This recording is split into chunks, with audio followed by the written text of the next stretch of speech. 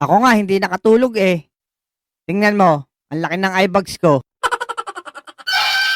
Abay bakit naman?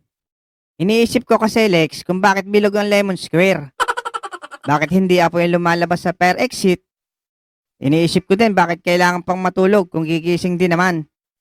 Tapos ang sobrang nagpuyat sa akin iniisip ko kung bakit sobrang pogi ko. Diba? Oo nga no? Ngayon ko lang nalaman. Ang talino mo rin pala, Bogart. Pero sa pogi, malabo. Pogi naman talaga ako. Gusto mo patunayan ko pa eh. Nung isang araw pumunta akong palengke.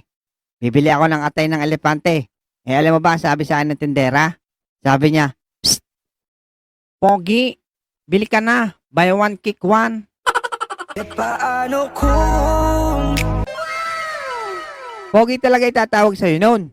Customer ka eh. Bakit ba? Duda ka bang pogi ako? Medyo. Gusto mo pa patunay? Sige.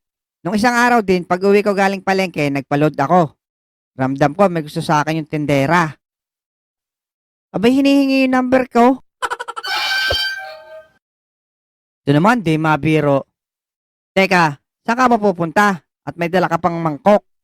Sabi kasi ni Lola Pasing masarap daw ang binatog ni Aling Esme. Kaya bibili ako ng 7 pesos. Pero dos lang ang dala ko. Kaya pautangin mo muna ako 5 piso ha.